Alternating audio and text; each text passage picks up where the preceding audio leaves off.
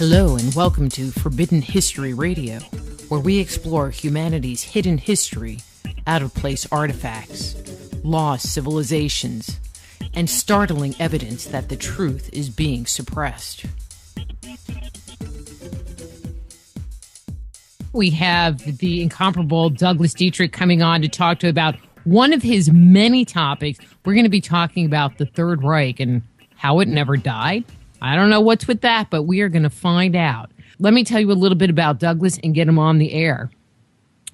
For 8 years, Douglas Dietrich was a research librarian for the Department of Defense at El Presidio Real de San Francisco military base.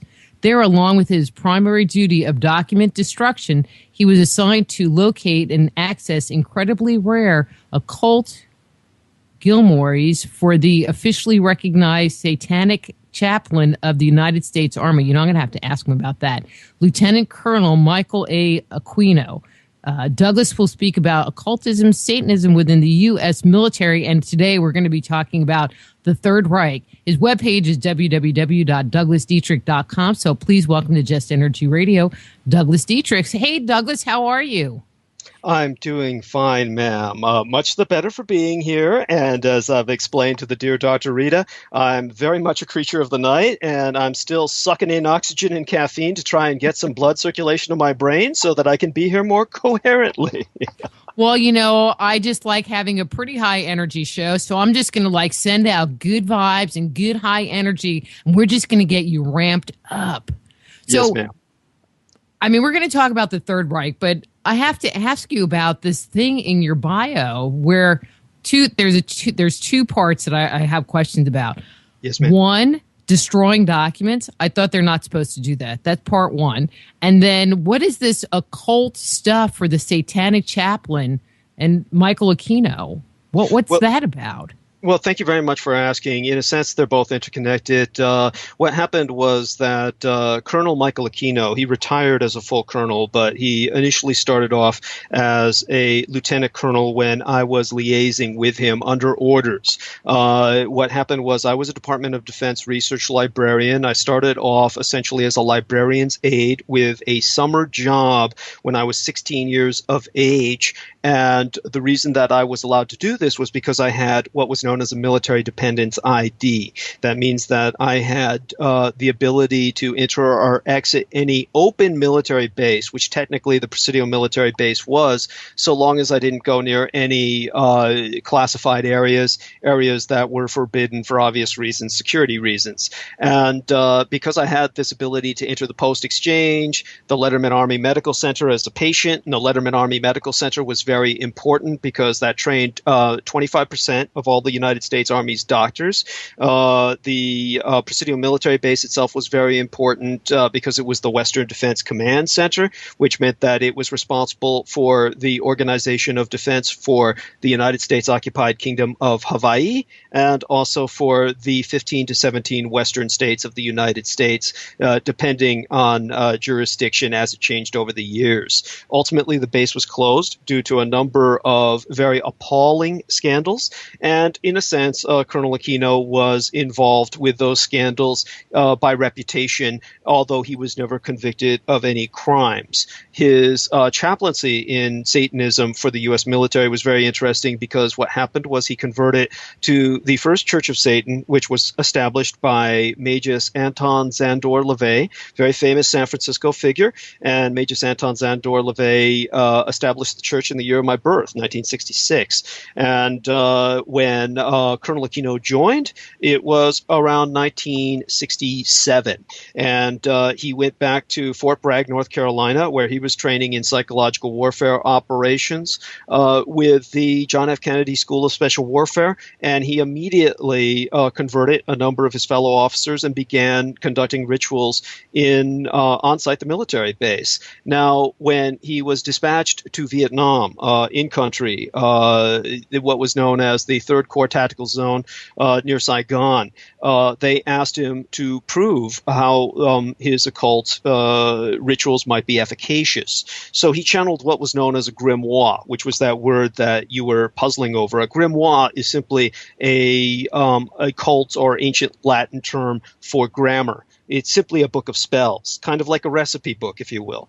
So when he channeled these various entities that were all big names in the occult, he didn't go for anything small. He channeled what he claimed were 8 very major demons or devils: Lucifer, Satan himself, the Beelzebub, Asmodeus, Leviathan, and of course he developed what became known as the Diabolicon.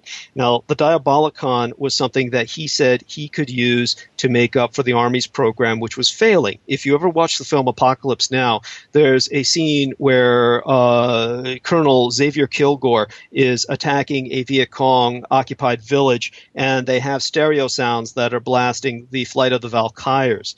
That scene was inspired by a real program of the United States Army, which was to use stereo systems in helicopters to disorient the Viet Cong by playing very loud demonic screams over the field. Now, it was a rule of thumb, quite literally, for the Viet Cong to just stick their thumb up in the air, and if the helicopter were larger than their thumb, then it was close enough to be hit by a rocket-propelled grenade. So they would often take down these helicopters, and the United States Army was losing, of course, because these helicopters were such easy targets. When they're blaring these loud screams, the stereos are playing, there's nothing that's more of a sitting duck than a hovering helicopter in the sky that's engaged in such foolishness. So the U.S. Army was losing helicopters, crews, and probably most alarmingly of all to them, expensive stereo equipment. So they went to Colonel Aquino and said, what can you do about this? And by channeling the Diabolicon, he was able to conduct spells that were able to draw demonic screams out of thin air without the expenditure of manpower, fuel, equipment, or stereo system investment. So he proved that the occult was cost effective. So when he returned to the United States, he was made the satanic chaplain of the United States Army officially.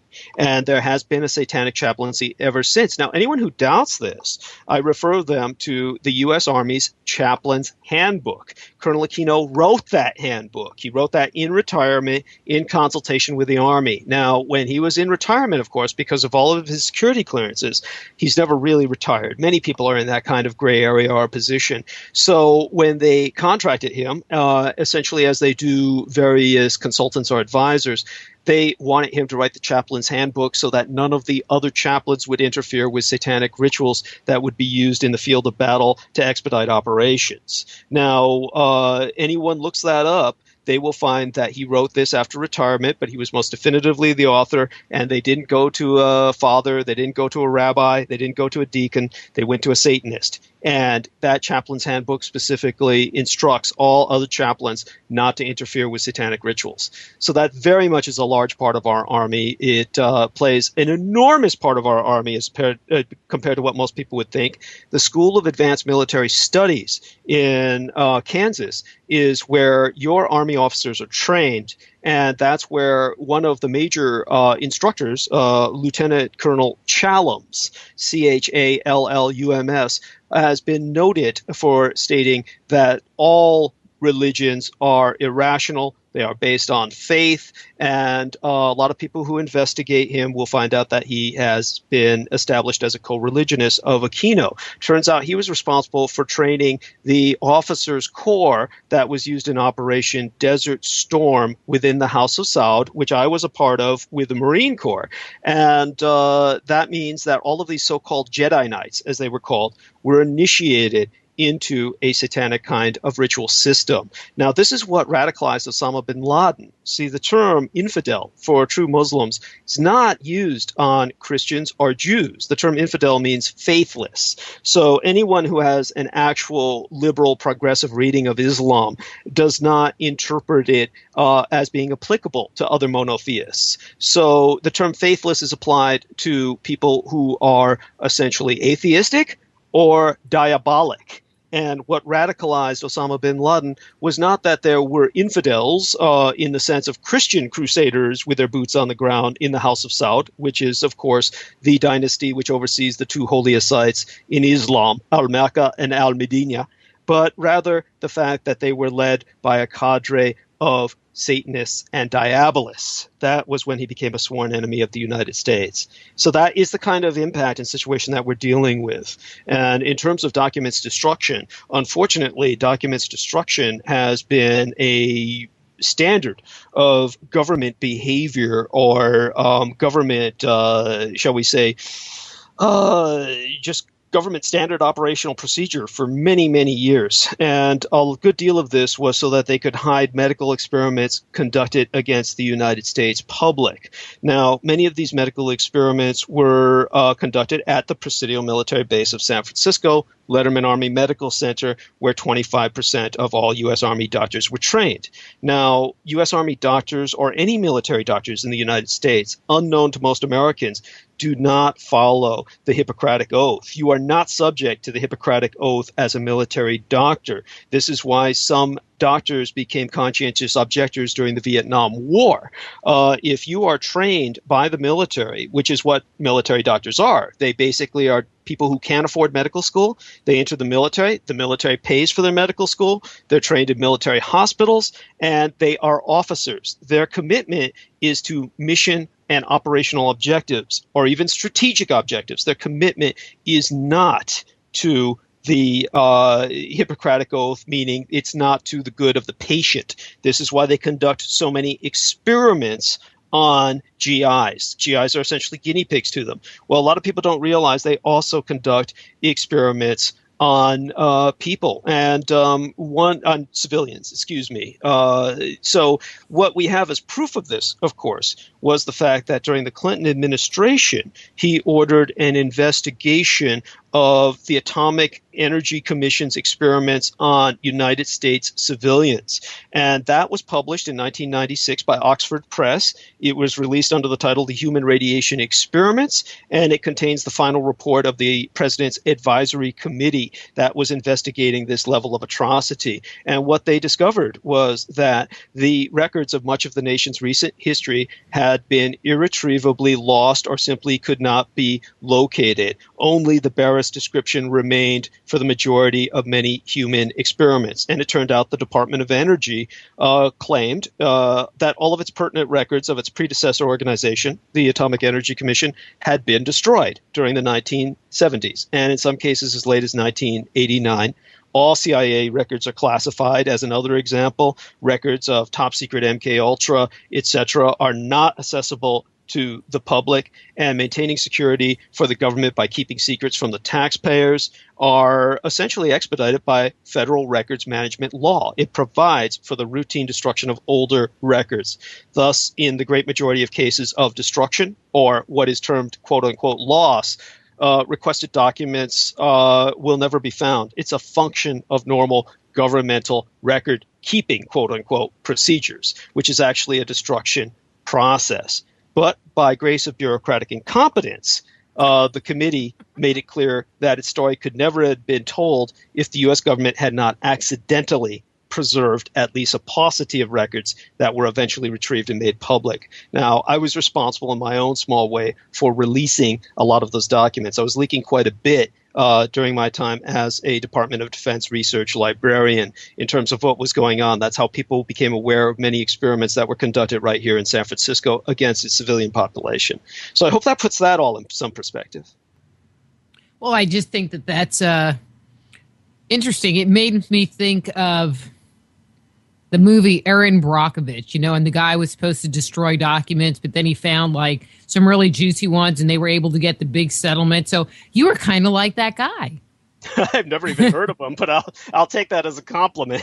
That's well, I feel, shall I say, that I definitely am doing my best to have the public recognize that what we are discussing is of great importance to them. Most people don't want to accept it, and people are exceptionally hostile towards what I have to say, and a lot of it has to do with ego and national pride, and that comes back to the survival of the Third Reich and the way the war went down in terms of the Second World War, why we're still legally at war with the Third Reich, a very different situation from the Empire of Japan, which most people are also unfamiliar with and how that war turned out. And the reason I know enough about the Third Reich in Japan Japan and our war with the Axis as a constitutional republic is there's two factors. One, I was born in Asia. I was born in the Nationalist Republic of China as reestablished on the island of Taiwan. Now, the Nationalist Republic of China was one of the founding member nation states of the United Nations when it was formed in World War II. Now, in World War II, the United Nations was founded in January 1st of 1942, 3 weeks and 3 days after Pearl Harbor. It was founded as an organization of war per Title 42 of the United Nations Charter. In lieu of a constitution, they have a charter. Now, it had a battle flag. People can look this up. United Nations Honor Flag is how they refer to it now. Now, that battle flag was a simple white field with 4 stripes that were blood red. The whole reason for that was to represent Roosevelt's 4 freedoms. And this was something simple so that people could take a white sheet in the field, put 4 red stripes on it with their own blood if they had to, and that way wave it to other resistance fighters behind Axis-occupied enemy lines. Because the whole purpose of the United Nations was to orchestrate resistance armies and resistance movements behind Axis-occupied enemy lines from the Philippines to Denmark. And all of that was done at the Pentagon of the United Nations as an organization of war through the Presidio military base where the United Nations was founded. Now, the United Nations peace offices, its peace branch, was opened in New York in 1945 as talk-down procedures began with the Third Reich in exile and with the Empire of Japan. Now, the peace treaty with... So was this before we blew them up? Well, let's put it this way. Let's not use terms like that because that's a rather callous and insensitive term. Okay. But the important thing to emphasize is that the atomic bombs, of course, the United Nations was founded before the deployment by the Americans of atomic ordnance. The atomic ordnance did absolutely nothing in terms of the outcome of the war. It was simply a weapon of terror. To emphasize this, the peace treaty with Japan was not signed until September 8th of 1951 on site, the Presidio military base of San Francisco. People can look this up. Now, the peace treaty that was signed was called the Treaty of San Francisco, and it did not go into effect until the following year, April 28th of 1952. So until the last days of August 28th, 1952. Until the last days of August in 1952, the United States of America and the Empire of Japan were legally at war. It was war conducted under conditions of ceasefire. The battle continued to rage on mainland China. And when the communists finally overran mainland China, my government, the Nationalist Republic of China, reestablished itself on the island of Taiwan, which still belonged to Japan. It was given over lock, stock, and barrel to the Chinese government in exile for allowing Japanese troops and Japanese bases to maintain themselves on mainland Asia until the fall of the nationalist government. That is why my nation, my government was considered treacherous by the Soviet Union and the United States, and why they voted the Nationalist Republic of China out of the United Nations and brought in the Communist Chinese to replace my government. That was the convoluted conditions of war. And the reason my government behaved the way it did was because it was betrayed in the first place by the United Nations, who was beginning to support the communists during the Roosevelt administration. So my nation was an Axis member nation. My nation now exists in exile. My nation is not recognized by the United Nations. It was one of the founding member states. It is not recognized now as even existing. There are 195 United Nations recognized nations on Earth. The Nationalist Republic of China, as established on Taiwan, which is one of the largest economies in the world, is not recognized as one of them. See, that is already entering the gray twilight zone area, which most Americans are totally unaware of. That's the area we're entering when we speak of the Third Reich. So with your kind permission, dear lady, of course, I'll go into that. But first, do you have any questions about that particular situation? Well, let's just kind of back up. You know, one of the things that we kind of opened the show with was talking about the occult and, you know, the Church of Satan. And I always was led to believe, well, it's not led to believe, it was a fact that, you know, the whole basis of the Nazis and the Third Reich, or a big part of their movement, was collecting occult artifacts and in bringing in, occult philosophy into their party.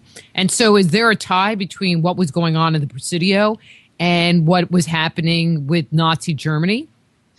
Absolutely, but not in the way that people interpret. The first thing to correct in terms of misconception that is popularly promoted by the United States government is that the Nazis were diabolic or satanic. The Nationalsozialistisch, which is the correct pronunciation for the National Socialists, they were essentially very much an occult movement. They were a pagan movement, and the tradition of the Schutzstaffel, or the SS, went back hundreds of years before the rise of Adolf Hitler. It basically started with Adam Weishaupt and the Bavarian Illuminati. And the Bavarian Illuminati were essentially a schism from the establishment Freemasonic movement. And this schism was very similar to the Protestant schism of Martin Luther from the establishment Roman Catholic Church in the West. So the entire purpose of Adam Weishaupt and his desire to organize a new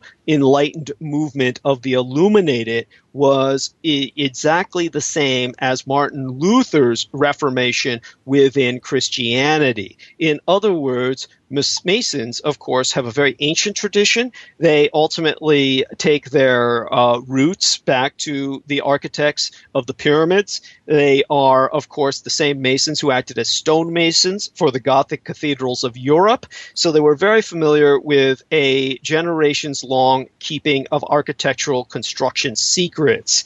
Now, this essentially ossified or fossilized into kind of a very ritualized system, and it became very involved with politics through the building of various secret catacombs for the church's use for funneling various types of objects, some of the reliquary of which you referenced. And because of that, they became kind of the keepers of many secrets and blackmailers of various royal houses throughout Europe. So they had an enormous amount of power as a secret society of essentially non-royal technicians. That was originally their starting point. Well, when they became as basically a kind of a mafia that was extant throughout Europe, then Adam Weishaupt launched his reformation of that ossified kind of established system, and it was known as the Bavarian Schism. Now, when he did that, he actually made an alliance with the Roman Catholic Church. He ultimately is known to have, quote-unquote, converted to Catholicism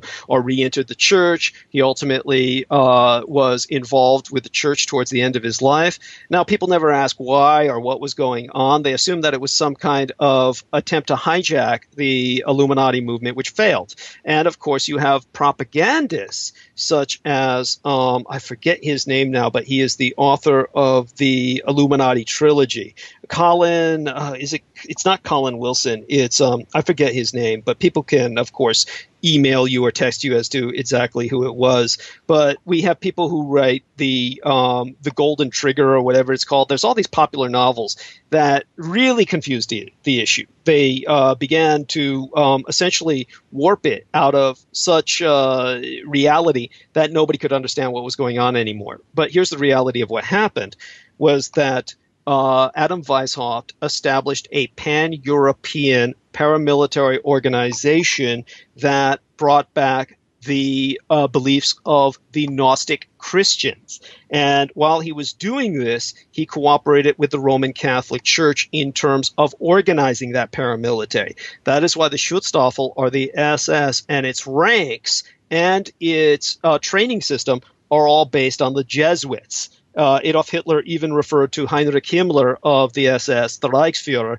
as my Ignatius. So you had this Jesuitic holy warrior kind of monastic system that was imbuing the SS with very much a crusaders mentality. And this crusaders mentation process was backed by an ideology of a synthesis or a syncretism, as it's called in theology, of Christian Gnosticism and Nordic paganism.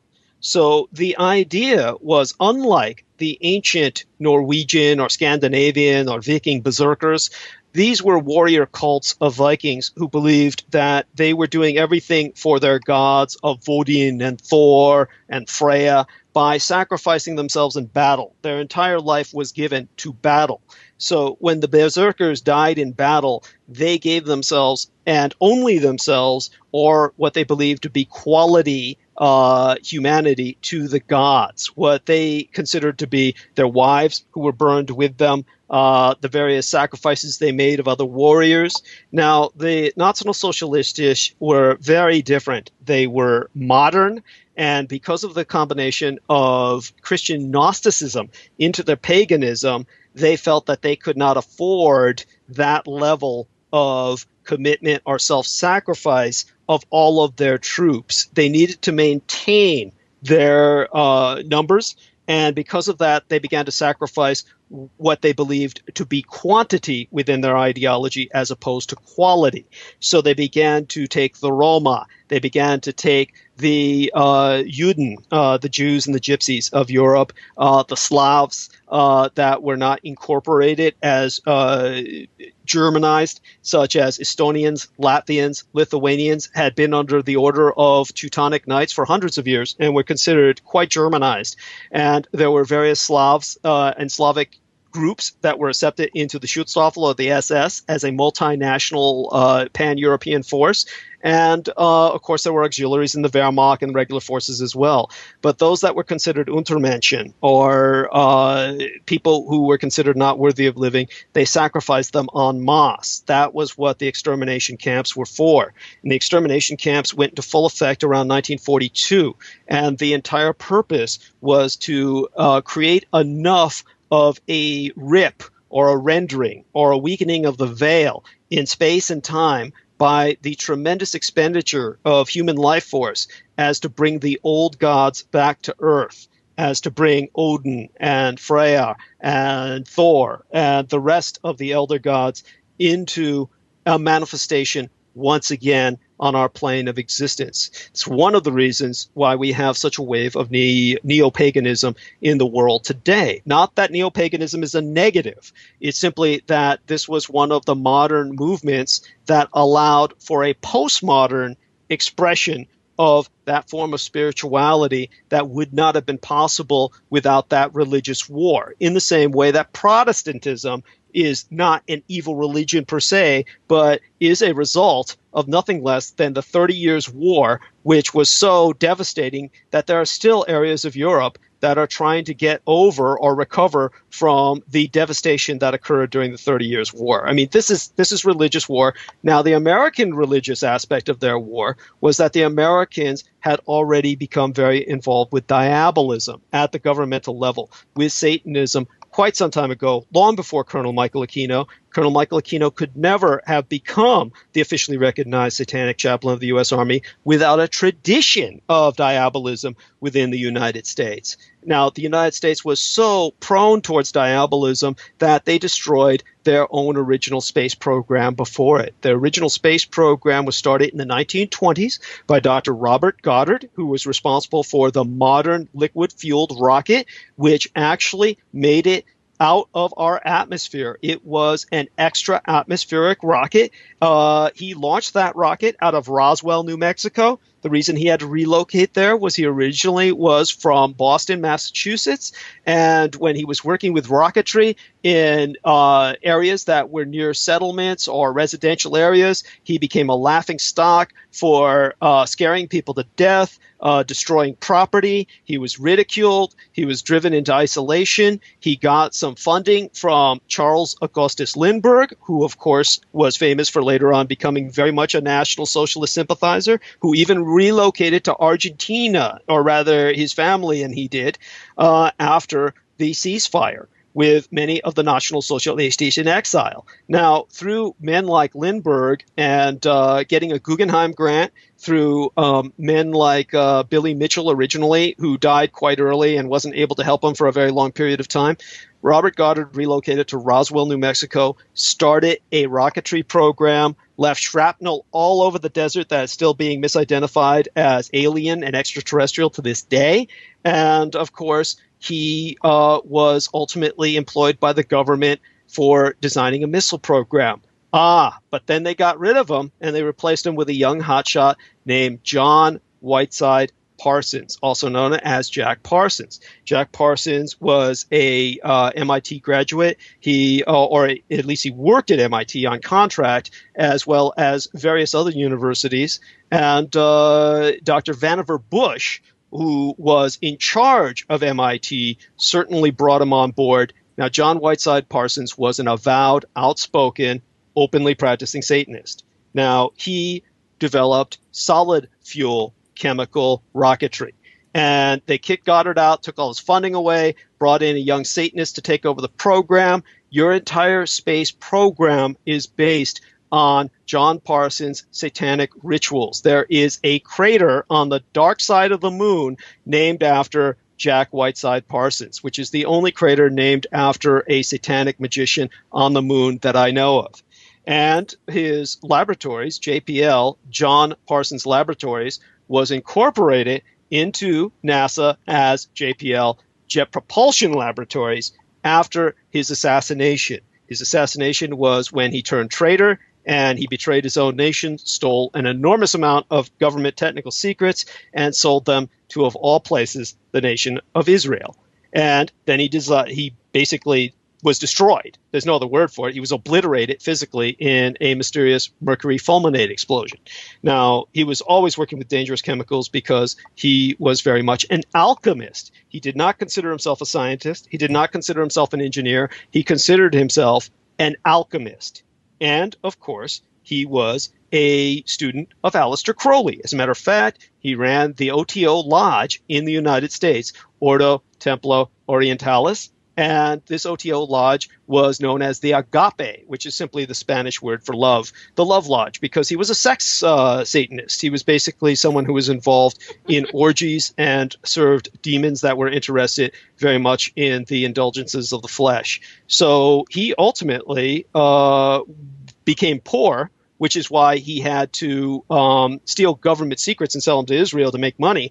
He became poor because his enormous estate and all of his money that he inherited from his parents was stolen by none other than another Satanist, L. Ron Hubbard. L. Ron Hubbard was essentially a fellow practitioner, and what happened was that he got a woman involved with Jack Parsons. They tried to conduct what was known as the Babylon ritual. The woman's name was Marjorie Cameron, and they conducted this ritual in an attempt to give birth to the Antichrist on Earth and usher in the new age of Antichrist. Now, while Jack Parsons was involved in basically an affair with Marjorie Cameron in an attempt to breed the Antichrist, L. Ron Hubbard ran off with his wife and all of his life savings. And that's how he organized the Church of Scientology. That's the whole story behind that. So all of this I'm very familiar with through Aquino and my years of liaising with him under orders. I mean, this is just crazy. You know, people say there isn't some kind of global conspiracy going on, but it seems like there's connections going on from this person to this person to this person, country to country to country, individual to individual to individual, that none of us are really privy to. Well, it's not nearly as complicated as many conspiracy peddlers try to make it. And this is why I differentiate myself from a conspiracy peddler. There is nothing that I am saying before our listenership that cannot be vetted. Anyone can look up every single thing I say and will find that it is documented again and again with verifiable documents. I'm not referring to any inside source just for the sake of an inside source, even though I myself was acquainted with the narrative through an inside source. So though I'm acquainted with the narrative and have a narrative in which to contextualize all of this and make it make sense, that is the problem with most investigators. The majority of investigators are outsiders looking in.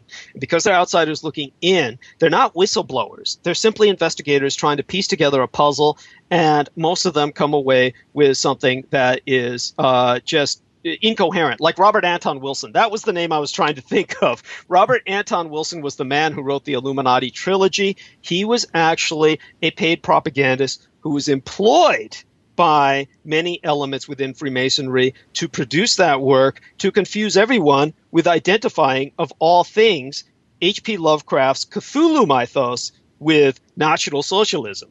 So that is part of the great disservice he provides, because his novels were read pretty much as a staple on campuses throughout the United States and Western Europe for generations. And people accept it as real. People honestly believe that Robert Anton Wilson, who was a satirist, was essentially writing genuine history. And of course, as far as I'm concerned, his writings are illegible. I've never really reviewed them, but I do know their contents, and I'm never going to take the time to review them, because I believe that as that they're pretty much beneath me with what I already happen to know through hard experience. But at any rate, dear lady, I do look forward to your guidance on this. Shall we turn towards the Third Reich in exile, or kind of how the Third Reich was able to establish itself in such a manner? Because there are people that suggest, that the conclusion of World War II, the Nazi party never disbanded, but instead kept up their operations in secret. So, is that a true statement? Oh, absolutely. And of course, the United States was very much responsible for that, with the mania with which, most of all, Franklin Delano Roosevelt pursued the war. Now, it's important to remember that the United States lost the war in the Pacific. This is why it had to sue for peace. This is why it had to give up its autarky and open up its markets to the Japanese. Now, all of that would take an entirely different interview. We won't go into that right now, but that is something most Americans cannot stand for. They live in a veil and a matrix of propaganda and psychotic fantasy. There's no other word for it. People look up things on Wikipedia. They look up things on Google. All the rest of that. All of that is government owned. Google owns YouTube. Google owns many other research engines. And all of that, of course, is contracted by the government. Google is essentially a government contractor as much as Boeing, as much as any other defense contractor. And it was paid for and funded as a government project in the first place when it was organized at Stanford. As a matter of fact, its original address was google@stanford.edu. edu. That's a government address. That is a government electronic address.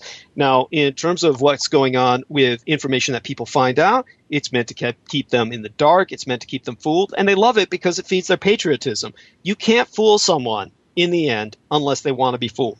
The American people want to be fooled. One of the things they want to be fooled about is the Third Reich. They want to think that why are we so stupid? Why do we want to be fooled? I think that Americans want to be fooled because who has the time? It's gotten worse and worse to really investigate and pursue the reality. And what do you do when you find out? This is the kind of apathy that I see in other places. I see it in the Middle East. I saw it in Eastern Europe. There's kind of an apathy of, well, what can you do? What do you do? That's something people say all the time in those areas of the world. In America, they don't vocalize that because we like to fantasize that this is a can-do culture. The reality is, more and more so, most Americans are busy trying to keep themselves fed, trying to keep their loved ones from becoming homeless. The overwhelming majority of Americans do not have time to pursue the deeper realities. Now, those that do, of course, are usually, they have the time because they're unemployed. And they feel powerless in that extent. There's nothing for them to do being unemployed and in many cases dislocated, unable to retrain. And so they investigate alternative information media. Now, all that's commendable. But with all of the literal misdirection, misinformation that's floating around out there, what they find confuses them more. And when they do find out something that is more closer to reality, it's not like they have some kind of money to expend in some kind of social operation to countermand it. So there's this kind of inbuilt feeling of helplessness, hopelessness, apathy. Now, all of that, of course, is going to be overcome by just changing your paradigm. So long as you're aware, so long as more and more people become aware, then it's over for the establishment. Because what will destroy the establishment is simply the truth. That is why there is such an unforgiving war against whistleblowers. And this is why whistleblowers are pursued as if they are terrorists. This is why they're locked up in prison and denied human rights. This is why they're tortured by all definitions of the Amnesty International regulations concerning what is defined as torture. And this is why I have to live the way I live. I do not own a car. I do not own a home. All of my family is dead. I have no relatives or spouses, any loved one left alive that I care about, and that's how I'm able to exist. I do not have a bank account. I don't have anything. And what little I had, I was living out of a bag, was stolen when I was invited by Nexus Magazine down to Australia on the Virgin Australia flight. So I lost everything, what little I had left. So I literally have nothing other than a few firearms. I've got my Marine Corps life insurance with no one for it to go to. And there's various other things like that. But essentially, I'm a man without anything. That's why I can afford to do what I do. There's no one for them to threaten or leverage against me. Now, I myself also have collateral to keep them from killing me personally because of my work with Aquino and what I was able to filch from the United States government. But all of that, we can bring that up in another interview. It would take half an hour to go into that. But, I mean, if you think that what I'm talking about is upsetting, think about what I'm hiding. But at any rate, dear lady, in terms of the Third Reich, what started was at the end of World War I. Without going too much into background history to choke up the entire program, it does need to be emphasized that World War I did come to an end. And when World War I came to an end, that was in 1919. It did not end in 1918. It came with the Treaty of Versailles. Till the Treaty of Versailles was signed, all of the Allies and the Kaiser's Empire, Austria-Hungary, where Adolf Hitler was born, these were all legally still at war. Now, when the Treaty of Versailles was imposed, of course, Germany was forced to accept very harsh preconditions of peace, and that accord demanded that Germany dismantle its armed forces, cede all of its important land holdings to the Allies, signed humiliating documents saying that it was responsible for starting the war, and worse than any of that, the treaty demanded more than $33 billion in reparations from the German people to pay Allied war debts. Now, by the way, that was all recently paid off, finally, by United Germany. And that was the equivalent of, in today's money, of trillions and trillions of dollars. Just literally a cosmic amount of money. Now, periodic payments against this sum, coupled with Germany's own war debts, they plunged Germany and its neighbors into a deep economic crisis that was acutely aggravated by the worldwide depression. Now, keep in mind, all of this was being conducted while German and various other allies of the Kaiser's Second Reich were forbidden from trading on the world market. In other words, Bulgaria, various Kaiser satellite nations, Hungary, Austria, the nations that broke up that were a part of Austria-Hungary, some of them, such as Croatia, etc., all of these nations were forbidden from trading or taking investment from the international community, yet they were supposed to pay all of these debts off. Now, none of this any sane man could expect to be possible. So the end result was the Allies weren't expecting any of it to be fulfilled. They were waging another war to basically make Germany communist. Now, the whole reason people need to ask, why would that be? Is because to take it off the market as a potential competitor. That is why you had such a support by certain elements within capitalism, big businessmen who were supporting the Bolshevik Revolution. This is why you had Roosevelt supporting the communists against my government, the nationalist government of China, which led my government to take the step of ultimately becoming an Axis member state. Now, all of this is because many capitalists in the United States said, we've got to take the Russians with their population. We've got to take the Chinese with their population. Got to take the Germans with their technology off the market as competitors. So for that reason, communist revolution was instigated and supported throughout much of the developed or developing world. And it succeeded to an extent. Now, it didn't succeed in Germany. Of course, you had many veterans who formed proto-National Socialist organizations, the Freikorps, and they basically, as militia units, combated the communist insurgency and basically liberated in Adolf Hitler's first military victories as leader of some of these Freikorps, various German cities that were occupied by communists. But what really brought them into power was the Reichsmark.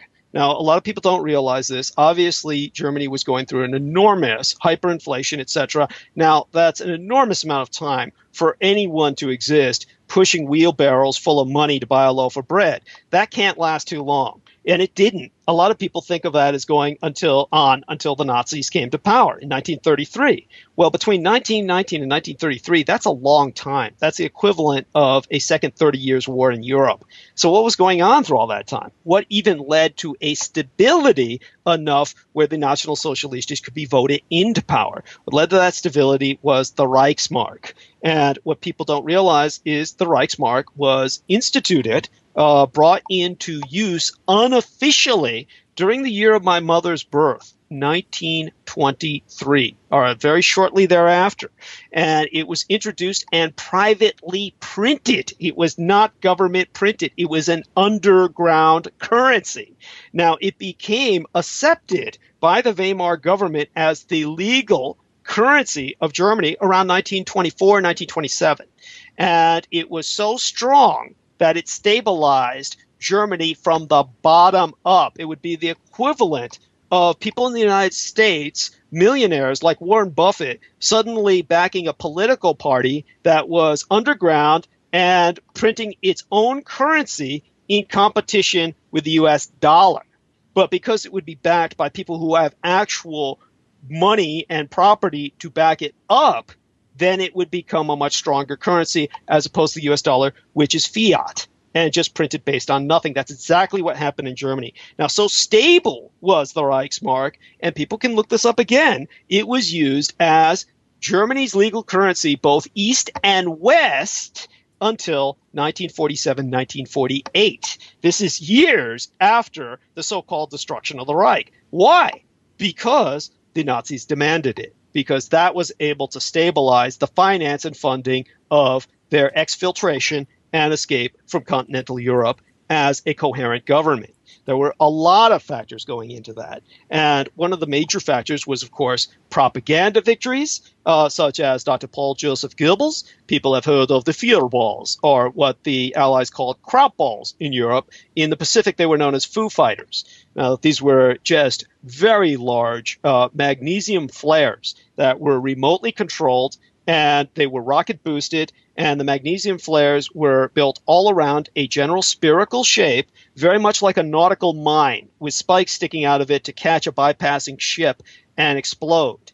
Now, these all belonged under the administration of the Reichspropaganda Ministry under Dr. Paul Joseph Goebbels. Now, all of the National Socialists functioned as a polyocracy. They had multiple empires in conflict, competition, and cooperation with each other as needed for each empire builder.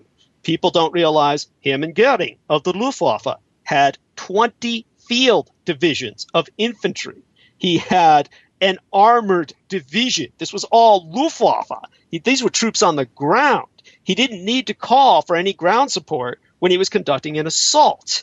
Now, the SS had their own air force. It was the Hitlerjugend, flying various rocket craft that were meant to fly and be abandoned as soon as they discharged a number of high explosive charges against incoming U.S. bombers. The Hitlerjugend would parachute out and land on Earth to enter another craft. This was all Schutzstaffel, SS connected. All of these people had their own resources. Goebbels, he controlled the Führerballs. And these were used to buzz Allied bombers and throw the Allies into a panic. And, of course, the National Socialists approached the Allies with a very real fact that they were the first state to ever have national television. And they claimed that their television signals, which traveled at the speed of light, had been intercepted by aliens. And that the aliens, since they were first contacted by the Third Reich, recognized the Third Reich as the only legitimate government of all planet Earth. They could only recognize one government, and they recognized the first contactee. So because of that propaganda victory, Goebbels was able to organize a mass evacuation of the Nazi high command while the Allies and the British stood back helplessly, thinking that they had alien firepower to back them up if they interfered. Now, it went way beyond that, of course. There were all kinds of other threats that the National Socialists had, which allowed them to evacuate. And one of them, of course, was simple chemical weapons. On March 23rd through the 24th of 1945, the Allied armies in the West launched Operation Plunder. And that was an assault crossing the broad Rhine River. And it had been significant in German history since Julius Caesar built a timber bridge over it more than 2,000 years earlier to invade the Germani tribes' territories. And they were reinforced and sent in with gliders, the 17th Airborne, British 6th Airborne divisions, and they were across the Rhine in strength. Now, at that point, Adolf Hitler ordered the deployment of lethal nerve gas, known as Debunks, to be unleashed against the invading armies in the West, against Great Britain itself. Now, IG Farben had secretly developed the gas. Neither the Allied armies or the British civilians had any protection. Gas masks wouldn't help, and the Debunks was loaded onto the Germans' 46-foot missile, the V-2. And it could wipe out the population of London. This is why the Allies never advanced any further. This is why they stopped cold, and the Germans were able to take on an attack on Berlin by Stalin's forces, the communists only, and battle them to a standstill. Over 1 million Soviet soldiers died in Berlin, and the Russians were stopped cold. People tend to forget that the Reich's division between the Allies and Eastern Germany was an enormous operational victory for the Reich. Now, because the madman, known as Franklin Delano Roosevelt, had declared unconditional surrender as a demand, and because Truman, who was naive enough to follow up on that insane order because he was a vice president who had served for literally only 2 months before he became president. The first president was a card-carrying communist named Wilson, who they had to throw out of office because he was going to collectivize all of U.S. agriculture upon Roosevelt's death. So they replaced him with Truman. Now, Truman had never met Roosevelt. He met him twice, only for photo ops. He knew absolutely nothing. So when he became president, he just did whatever he was ordered to do by Roosevelt until he got a better grasp of what was going on. And, of course, he followed up with unconditional surrender demands. Now, all they could do, since they declared the National Socialist Party to be an illegal group of criminals, a criminal state, then they could make no deals with them. They cut off all opportunity for diplomatic coordination with a surrender. You cannot take a surrender from someone you do not recognize as a legitimate government. All you can do is exterminate them. So unconditional surrender equates to genocide. This is why the Germans fought to the last. And this is why the Allies ultimately could never win. So when the Allies both wound up occupying Central Europe, nobody in terms of the National Socialist High Command as party members were basically on the dock. Only military men were. They could only take ceasefires from military forces in the field. The last Führer of the Third Reich on the surface of the world in terms of continental Europe was Gross Admiral Karl Dönitz of the Kriegsmarine, or the German Navy's U-boat or submarine service branch. The reason why was because he had organized the largest evacuation in the history of mankind, Operation Hannibal. He evacuated thousands and thousands of Germanic peoples out of Estonia, Latvia, and Lithuania, the Baltic littoral, before the invasion of the Soviet Union. So, because he was in charge of evacuating all of these civilians, millions of whom disappeared, it's important to remember that before the end of the war, in terms of proactive, belligerent hostilities, before there was a ceasefire, there were 180 million Germans in Europe. And after that ceasefire, suddenly, when you today take a look at the statistics of Austria and United Germany put together, you have 100 million German peoples. 80 million people disappeared. So in the middle of all that disappearance, where did they all go? Well, over 1 million were relocating. And these were people who created an exile government. And that exile government still exists today. Now, physically. Are they in Argentina? Originally it moved in. Elements of it are still in Argentina, of course. I mean, up until the 1970s. A lot of Americans are not aware of this, but up until the 1970s, during Oktoberfest, a German holiday, of course, Buenos Aires would look like Berlin, 1937. All the old uniforms would come out. The Hakenkreuz, or the hooked cross, the swastika flag, would fly over the streets. They would hold National Socialist parades down the main avenue of Buenos Aires. You would think you were in Berlin during the 1930s. So there is still a very heavy Germanic influence throughout Latin America after the ex-migration of many people from the Third Reich. But they were welcomed all over the world. People don't understand this. To the world outside of the West, or Mother Russia, outside of Mother Russia, Serbia, a few pockets of very deeply held Slavic resistance. Most of the other people in Europe considered the National Socialists as liberators from both communism and capitalism. Then, too, hey, Douglas, yeah.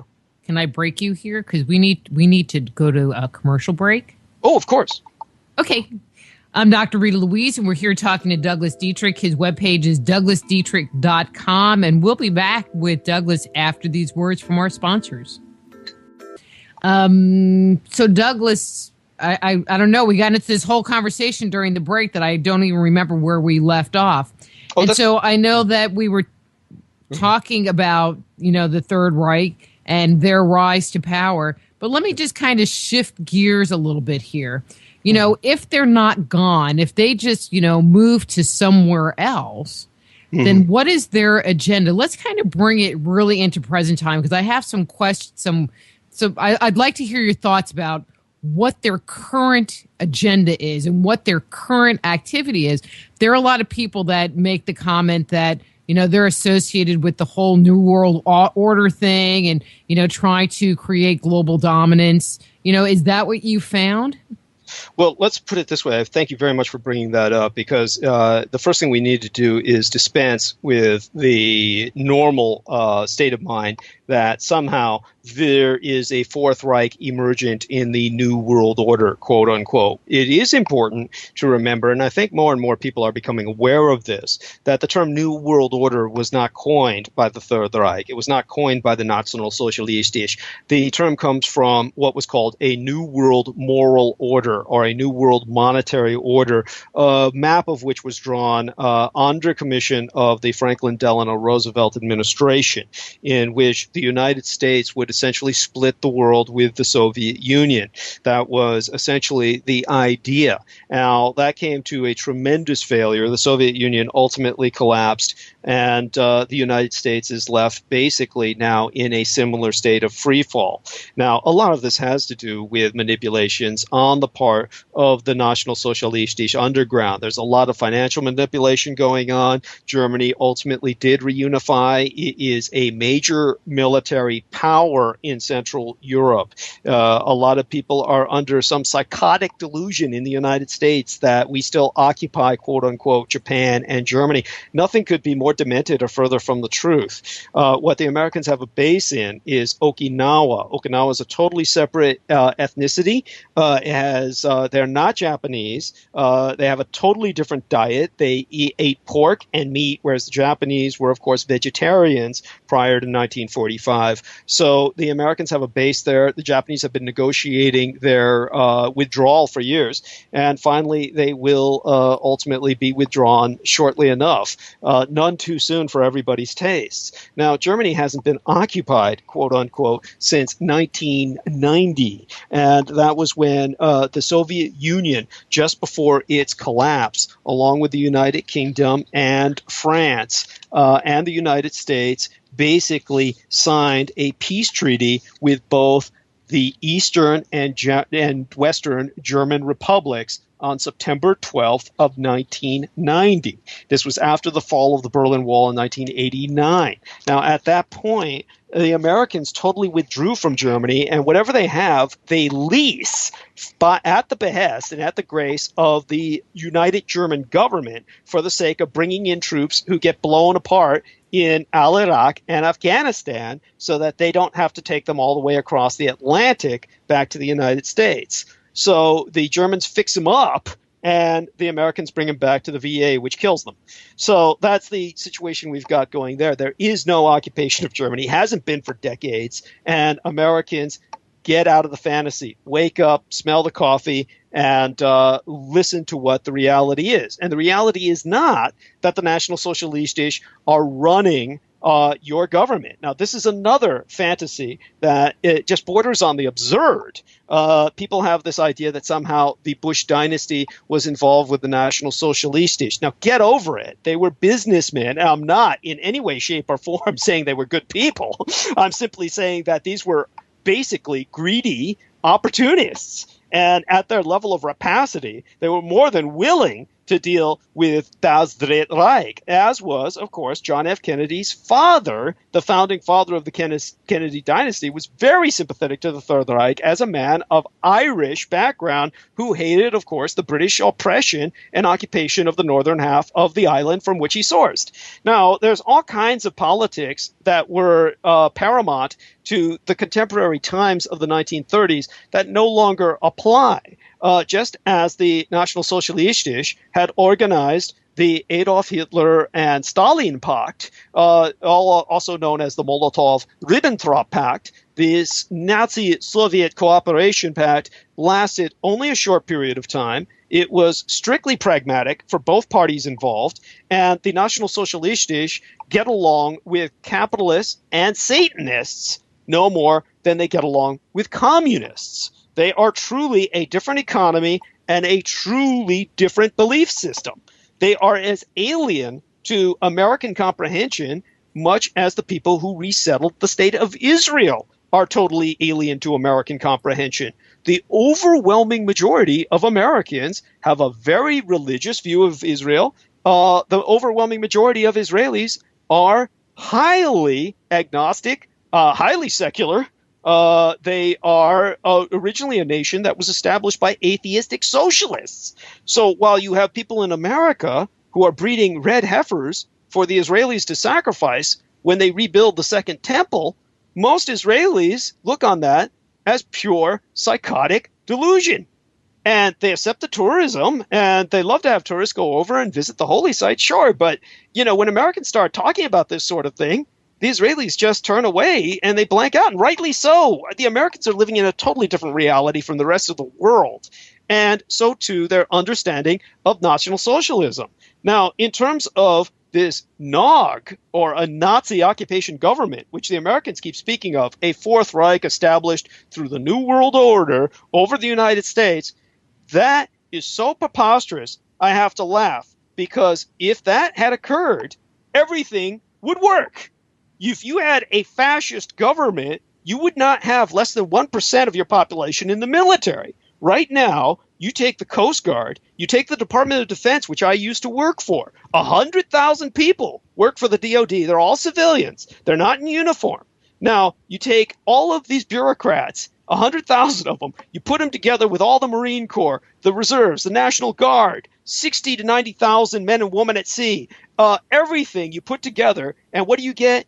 You get less than 1% of the American population. It used to be 2.5 million people. With sequestration now, it's closer to about 2 million people.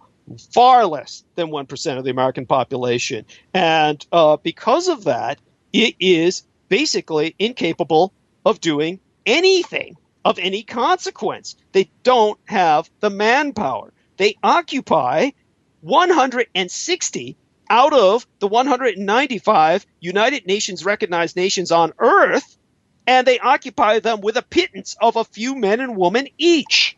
Now, the moment anyone truly, seriously starts to fight back, the entire American empire collapses. And they know that.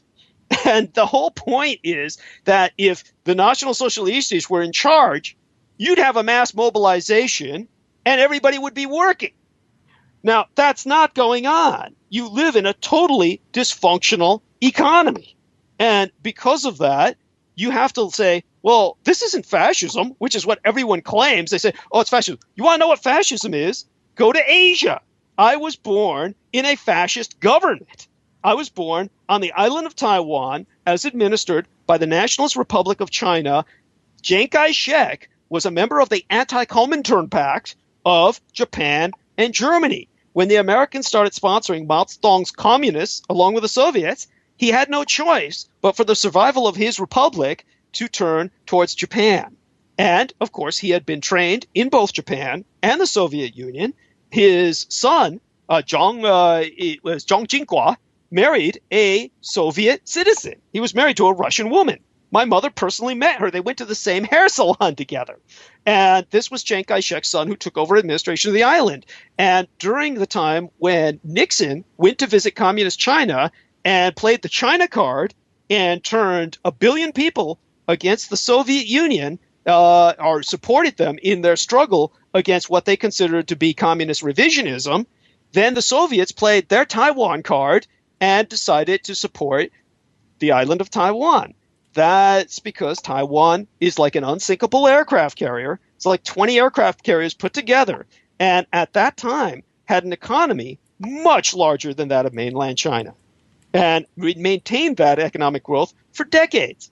Now, when all of the other Asian economic bubbles collapsed, Taiwan never did. The Republic of Nationalist China maintained an exceptionally outstanding economy and outstanding economic stability. Why? Because they're basically above communism, above capitalism. They're a functional fascist economy, as is Japan in many ways. Japan's economy was never changed or altered after the war, very much a zaibatsu, corporocratic system controlled by MITAI, Ministry of International Trade and Industry, and they decided what would be produced, what would be exported. That's where the government controls the corporations as opposed to the corporations controlling the government, which is what you have here.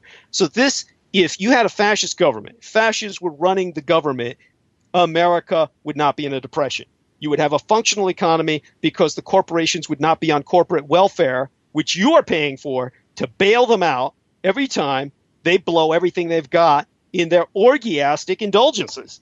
So that is out of the way, I would hope. And so where are the National Socialists with their functioning economy? They are basically in what is called Unterland. They are not on the surface of the earth anymore. They retreated through a series of conflicts, which are, of course, verifiable and vettable into basically the underworld, quite literally under the ground in self-sustaining communities, originally in entry points through the Antarctic, and then ultimately throughout the majority of the Earth's upper crust. Now, this is something most people find hard to believe, and this is because most people are entirely ignorant of their history. People have been living underground for hundreds, if not thousands of years. And why have they been doing so? Well, if people remember in the 1970s, Gerard K. O'Neill and NASA kept speaking about colonies in space, that they could make basically 500 square miles of land for thousands of residents in cylinder-like colonies that would use solar energy. They would incorporate in these areas businesses, hospitals, schools, churches. Now, this is thousands of miles of vacuum separating these basically industrial and agricultural parks from the planet Earth. And all of this was considered more than possible in a hermetic environment, all oxygen, water, and waste materials undergoing continual recycling. The walls would be padded with earthy material, more than likely lunar soil, which was proven to be quite fertile. Lunar soil brought back by the astronauts was proven to be much more fertile than Earth soil is. So they could take that, and the inhabitants could have a fertile biocarpet for grasses and trees, and many conceptual designs were presented to the public about this before the entire project was basically shut down because all the elite of the United States became much more interested in moving underground. Now, people might ask, why were they concentrating on these space colonies in the first place? Well, believe it or not, they wanted isolated, segregated communities. NASA quite openly thought of penal institutions. They thought of refuges for political dissidents. They thought of disabled-friendly environments where paraplegics could zoom around in very light gravity on ADA-compliant hovercrafts. And the space agency called these the ultimate gated communities. And that's because on Earth, at this point in history, with 9.5 billion of us that are going to be here probably before we have a population crash, that'll top around 2025. So basically here on Earth, it's basically essential that diverse groups live in close proximity. Now, it's hard to live with 5 or 6 billion Homo sapiens, let alone 9.5 billion that we're going to head to before we get a population drop. People can't do it gracefully. So space settlements were considered as an alternative to changing human nature or endless conflict. It was the ability to live in homogeneous groups, as has been the norm throughout hundreds of thousands of years of human existence. Those who couldn't get along could be separated by millions of miles of hard vacuum, which seems completely necessary when you take a look at the conflicts ethnically and religiously that are becoming the norm as we enter a new dark age. So there was a question in the chat room, and actually they put it in all caps, and they said, Rita, wait, stop him. They have colonies on the moon? And that was from Lisa. No, the colonies on the moon, I spoke to this, what I would refer people to, and I do take this as an opportunity to kind of plug myself. I do want people to be aware that I will be available for an entire weekend for you to personally ask questions of. I will answer that question, by the way. I will be available for an entire weekend at UFOCon 2013 in San Jose, California. Please go to UFOCon 2013, UFOCon2013.com. Go to that website and either go to the Mutual UFO Network, the MUFON fundraiser on Friday night, or the event throughout the weekend, or both. And you'll meet me personally because I'm only there on the speakers panel. I'm not a presenter. So I have plenty of time to talk to everybody about all the questions that they have. Also, go to my Facebook timeline, facebook.com/Douglas Dwayne Dietrich. I believe I'm friends with Dr. Rita already on Facebook. And we are. Yes, thank goodness. And Dr. Rita very gracefully allowed me to post the schedule for tonight's show there. So do check out her Facebook timeline. There is a marvelously intriguing picture of Satan right beneath my post, appropriately enough, with two snake-like legs. that should engage your visual interest while you. Well, that was my post. Yes, that's right. You review everything. And what I do want to say is that if you visit the Facebook timeline of myself, facebook.com/Douglas Dwayne Dietrich, by tomorrow or the day after tomorrow, just keep looking at it. There's interesting posts up there already, but I'm going to post probably an entire portfolio on what Dr. Rita Louisa and I are discussing today. I may actually hold off on posting it until she's got the MP3 out or when she's got the YouTube out. And I'm going to beg her on bended knee. I will be forever in her debt. Just send me an email, Dr. Rita, as soon as it's up somewhere, and I will post that link. I'll post it on Facebook. I'll post it to you or post it on your page. Oh, please. That's usually what I do. Mm-hmm. Excellent. And so I'm hoping it'll be up tomorrow morning. Sounds good. If I get the file back myself tonight, it will be up tomorrow morning. Fantastic. But to go back to the moon, also, people do go to douglasdietrich.com. My first name is spelled with one S, Douglas. My last name is spelled exactly like Marlene Dietrich. I'm a distant relative of the actress. She actually was commissioned to go on an assassination attempt against Adolf Hitler, and they actually rigged up a device to kill him in her vagina because everyone knew that Adolf, by the way, people can vet this. People can look this up. It's all true. Adolf Hitler had a crush on Marlene Dietrich. She was a German expatriate and emigre, and she, of course, loathed and detested him as a dictator of her nation, but her last name is spelled exactly the same as mine. just put the words diet and rich together. Diet Rich. DIET for diet, RICH for rich. DouglasDietRich.com. Go over there and feel free to order the DVD set. It's still on sale. Very cheap. 2 DVDs for the price of one, about $10 each, $20 for both of them, with $5 shipping and handling. Unless you're outside of the United States, it's a little more expensive, so a quarter of $100. You will see images and photographs there. You will see absolutely nowhere else. I took actual photographs of human and animal sacrifice victims on site, the Presidio military base, with a black and white camera made in Germany. I learned how to do this forensic photography by majoring in criminology at San Francisco City College. And City College of San Francisco is exactly where Magus Anton Zandor LaVey, the Black Pope of the First Church of Satan, went to major in criminology. The same people who taught him forensic photography taught me.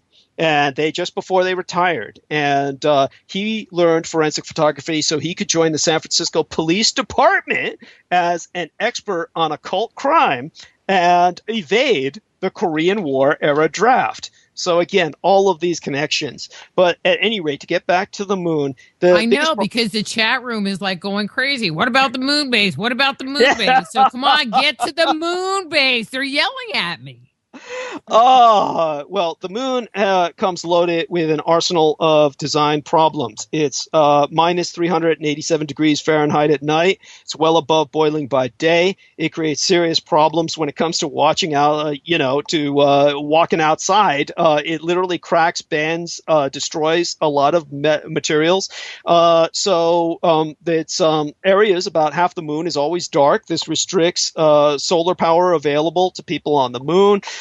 It very much had a lot of problems that prevent permanent basing. Now, the National Socialists were the first people to establish a base on the moon. It is no longer occupied. The reason they were able to do this was because of advanced science that they learned through their particular brand of what we would call multiculturalism, which is very hard for Americans to believe because Americans are raised, as I said, in basically a psychotic matrix of delusion and propaganda. But here's the reality. Basically, in 1935, there was a young Asian Indian.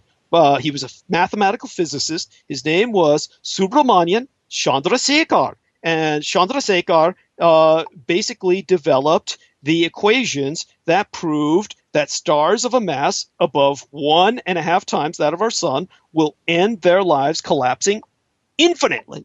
So he mathematically proved the existence of black holes.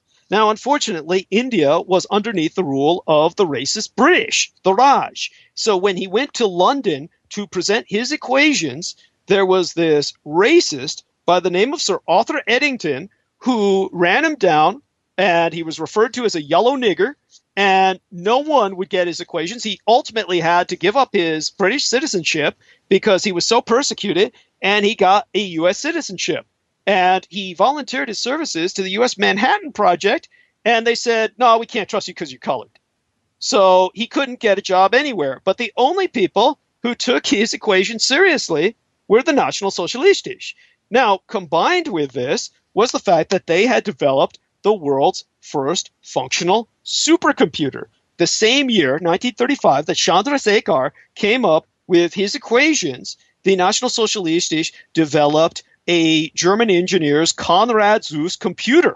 And with a statistician named Friedrich Zahn, an SS member since 1933, they established a covert Reichs tabulation bureau, and they began to synthesize a computer technology that through I.G. Farburn, which developed magnetic tape, which made the processing system much more powerful. Magnetic tape was more useful than punch cards, which were much more expensive. And with the use of magnetic tape, these computers did the work of 300 clerks with only 15 specialists in a week instead of 6 months. Now, because of this, they were able to game out the war, game out when to withdraw, when to evacuate, but beyond that, they were able to put Chandrasekhar's equations into use and take them to their logical conclusion in physics. This gave them a 500-year leap in physics. Now, because of that, they knew about the center of our galaxy being a supermassive black hole. That is where the term Die Schwarzen Sonne, the black sun, comes from. they recognized that the mother of all suns, that black sun at the center of every galaxy, is what keeps galaxies together. And because of this very abstract physics conceptualization, they had a view of our universe which took them far beyond Einsteinian revolutions in physics. With this, they incorporated the drive mechanisms that were well beyond simple rocketry that took them to the moon. Now, the base they established was on the south pole of the moon in what is known as the Terminator Line, a twilight zone between the boiling hot solar exposed area and the dark side. And it was on the south pole of the moon that they were able to establish within a crater a viable base outside of the range of those extreme temperatures that was able to access the water on the moon that was taken out of the lunar rock. And they provided themselves both with power and with a colony. Now, they had to constantly reestablish a logistical supply line to that colony. That is when the United States recognized that this was a supreme threat to American security because they were still legally at war with the Third Reich in exile, and the 1,000-year Reich in exile was going to be on the high ground from where they could lob missiles, from where they could lob anything onto the Earth just from the moon, which is right next door. So what the Americans responded with was essentially a nuclear attack. This was known as Project Argus. And Project Argus was launched specifically to destroy the National Socialist space capabilities. Now, anyone who looks up what I'm saying with Project Argus will find out most of the technical details they need to know. They will not understand the purpose behind it because it will look absolutely senseless. So to put it into perspective for people, it was a nuclear attack that took place by launching 3 major strikes into the sky to create an artificial Van Allen radiation belt. This was all under the supervision of Nicholas Christofilos, a mad genius who didn't even hold a physics degree. Last name spelled Christofilos, an American scientist, worked at California's Lawrence Radiation Laboratory at Livermore on techniques to harness and control energy released in hydrogen fusion reactions. Now, there's no known physical materials in the world that could contain super hot plasma involved because that was the same temperature as the sun. So he worked on fashioning magnetic bottles. And these magnetic bottles were energy fields. Quantities of charged particles would leak out from the ends of these magnetic fields, much like how we get the aurora at the different ends of the Earth's magnetic field. So this individual was in charge of a nuclear attack against the National Socialist space program. On August 1st of 1958, they tested a 4-megaton H-bomb, which exploded 48 miles above Johnston Atoll in the Pacific. The resultant blast basically rose above the atmosphere in a fireball. It created a magnetic storm that blocked out radio transmissions all the way from Tokyo to San Francisco. So on August 27th of 1958, they launched the first of 3 nuclear shots over the Antarctic, where the National Socialists were currently based. And one rocket basically carried a low-yield atomic warhead 200 miles above the Earth, and they followed up with 19 separate rockets to measure the radiation. And they did this 3 times, on the 30th of August, the 6th of September. Now, these explosions in the ionosphere were so intense that they destroyed the product of billions of Reichsmarks that the Third Reich had expended on a military space program. The high-energy radiation effects in space, the worldwide radio noise, the intensification of the ionosphere's radioactivity was lethal. They basically, you have to understand that in space, there is nothing which dissipates or absorbs the radiation. When the high-energy electrons strike any object, they generate X-rays, which are penetrating. They damage electronic equipment. They erase computer memories. They're lethal to astronauts. And since the radiation belt was global and extended outwards for thousands of miles, all the orbiting satellites that the Third Reich had put into orbit before Sputnik, and frequently kept passing through these regions of intensified radiation. They died in orbit. And the implications for the Third Reich in exile for the use of space as a future field of operations was devastating. It showed how vulnerable the entire range of military space equipment really was, even with moderately sized warheads. So the Third Reich retreated at that point into an entirely subterranean existence as opposed to extraterrestrializing itself by establishing bases on the moon.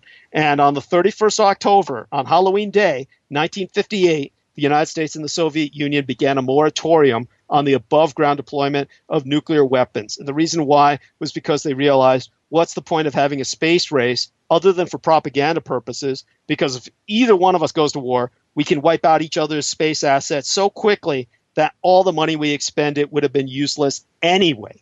That is why the Soviets and the United States had such lame space programs, comparatively speaking, to what they could have had. They realized that it was so useless to invest in something that could be taken down in a heartbeat.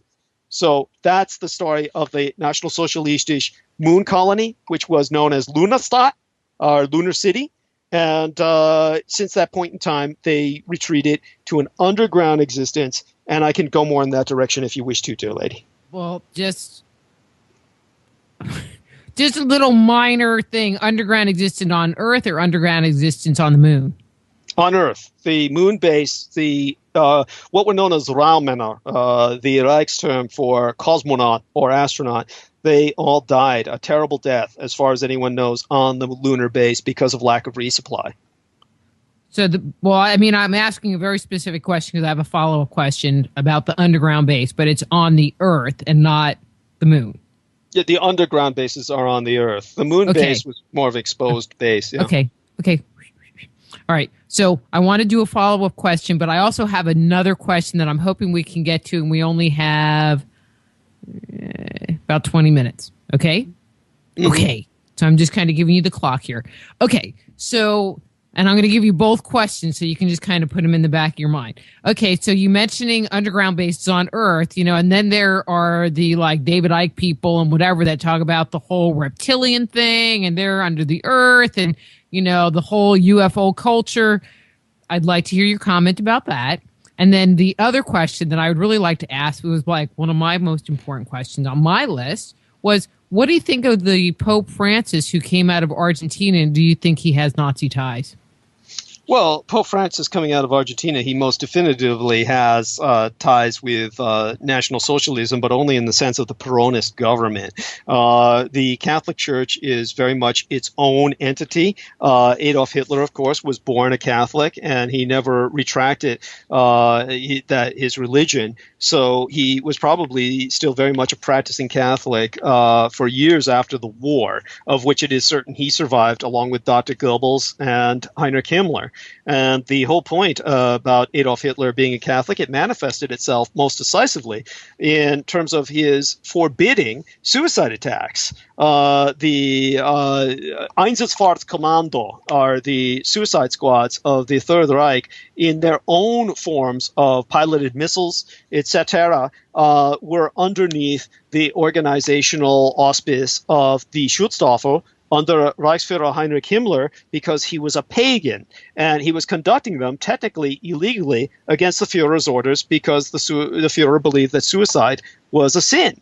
And, of course, that was his Catholic background. This is why Adolf Hitler did not commit suicide, was because he believed it a sin which would take someone out of the range of salvation in the classic dogma of the Catholic Church. So you have that as basically one of the factors which explains his behavior in ways that many people don't understand. Now, in terms of the other questions, are you asking if there are other sentient civilizations or species that perhaps the people of the Third Reich in exile encountered in their exploration? Sure. That sounds like a good angle. Sure. Yeah, well, yeah, that is certainly what the United States government assumes. Now, they can only assume and they can only speculate because the Third Reich's existence underground is very much obviously off limits to any of the surface world. Now, the United States as a government itself, and I know this because I worked with the Department of Defense as a research librarian for almost a decade, the United States government itself basically acknowledges the fact that there are other sentiencies on Earth, in the Earth and its oceans, which cover up the majority of our planet, and that these sentiencies have been here for millions of years. They evolved millions of years before humanity evolved, and that these are what are called relic civilizations or relic populations. Many of them have devolved to the point where they are feral, and the term civilization is no longer technically applicable. There are others that are around that have essentially conquered the solar system millions of years past, and then essentially still have bases or populations on other planets, it is assumed, including underground of Mars, including perhaps the moons of Jupiter or Titan, Saturn's largest moon. There are many things which the U.S. government assumes and some which the U.S. government knows. There are, for instance, definitively artificial constructs on Phobos or the moonlets of Mars. And there's more than two. And the U.S. government has basically taken this as part of its own, shall we say, just secret itinerary. They don't speak about it. I could go into that in depth in another program. And yes, one of these sentiencies is considered to be archaeoavian or descendant from the dinosaurs, basically an evolution of them. And evolutions from dinosaurs are not reptilian. Dinosaurs were not reptiles. They were totally different. They were warm-blooded. And the more that paleontologists find out about these from non-governmental programs or non-governmental funded investigations, the more paleontologists finds out what the government already knew. But many of these civilizations have been around so long, the technology that they're using for the craft that they pilot has long been forgotten in terms of anything other than maintenance. And basically how they learn to pilot them is half a ritual more than it is an understanding of what they're working with. This is why you have crashes in places like South America where bodies are retrieved, etc. So that is a phenomena of ufology. We can go into it at another time. It's assumed by the government that the Third Reich is either in conflict with these intelligences or in some kind of alliance with them. But all formal contact, which was always unofficial anyway, broke off around 1997. That was a while after I left the Department of Defense, which was in 1992. And in 1992 was, of course, when basically the United States government's research-funded projects began to pay off in terms of proving that the underground was more than sustainable to a vast civilization. That's when you had people who were beginning to explore the underground water systems, aquifers. And this is a period of time in which people realized that there is far more water in the earth than there is in our oceans, which cover about 70% of our planet. That water is corrosive, and it creates enormous cavern systems, enormous tunnel systems. This is what the Third Reich has taken advantage of and has established a civilization in. Now, we have our own deep underground military bases. They are nowhere near as advanced as the Third Reich's are, but it was the Third Reich's exploration in this area that made the United States decide that was going to have to relocate its elite in the underground. This is why the United States actually funded through what they call basically a phantom budget, a black budget, and they do this in foreign nations. And in this case, it was through the Dutch in Nederland. They funded a development of a game known as Killzone, a first-person shooter. The entire purpose of that game was to get people practicing to kill the kind of life form that has evolved out of the National Socialistic relocation underground. That civilization has grown very acclimated to the point where they can no longer tolerate the surface world's light, where they are used to a very different kind of atmospheric pressure, higher degrees of heat, and they are no longer technically human. But they are most definitively humanoid. They could probably interbreed with humans. That is not the point. Eyesight's very different.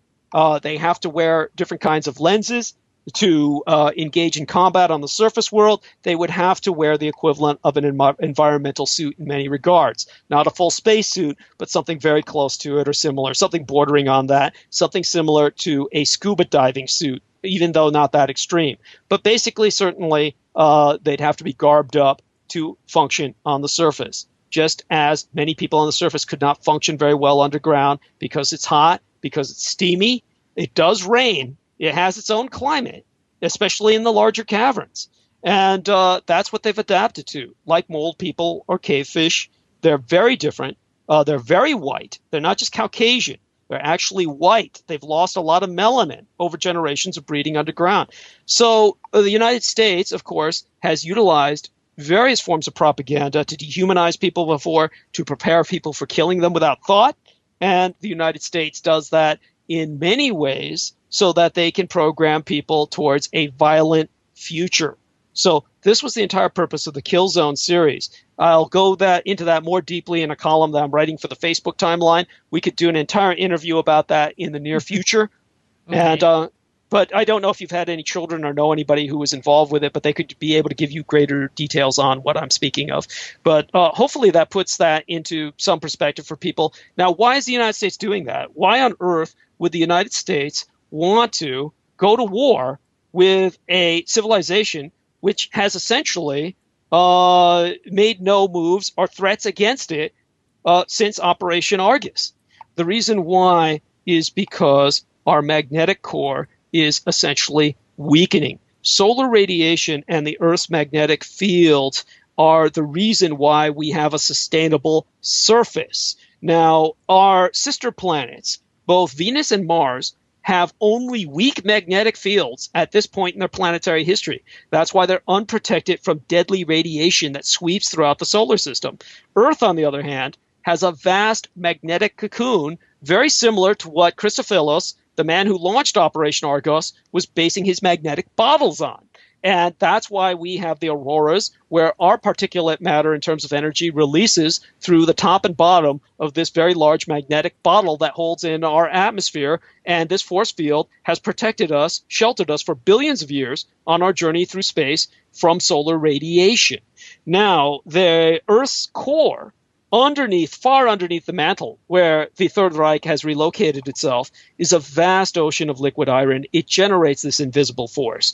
And it's what makes our compasses point north, where all of the particulate matter is released from most strongly in terms of the opening of the magnetic bottle, so to speak. But it does a lot more. Keeps us a living planet, blocks the harmful solar radiation. Well, there's massive changes that are ongoing.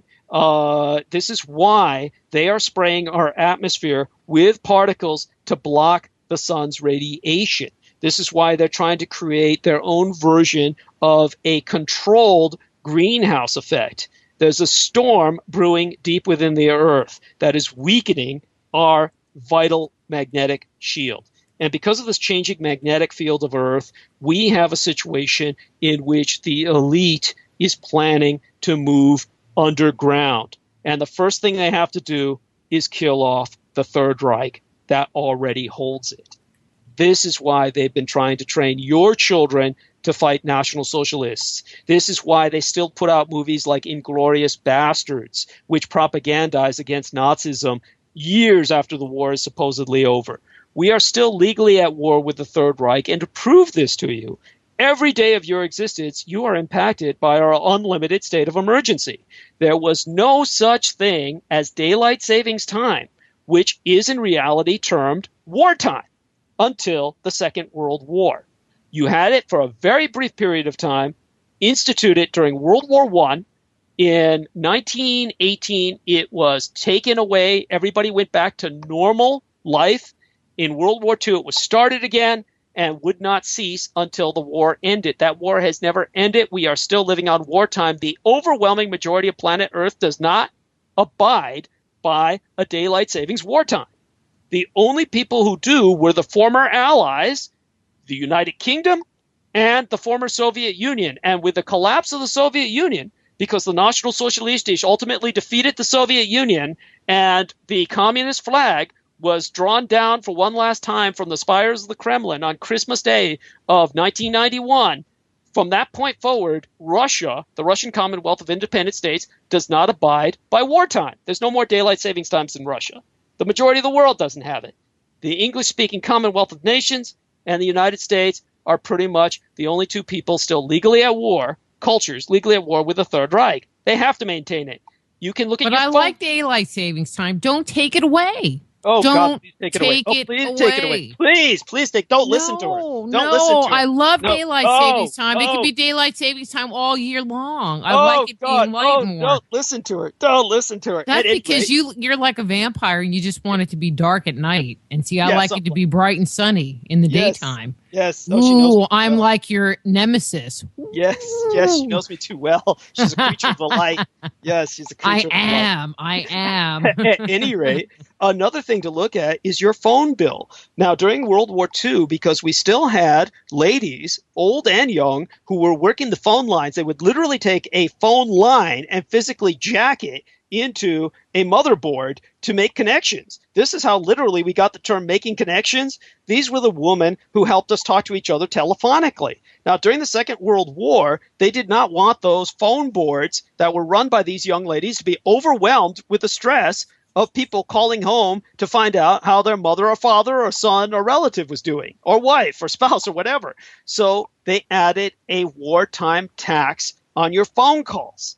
Now, this was to discourage civilians from using the phone and leaving it open to government workers and wartime needs.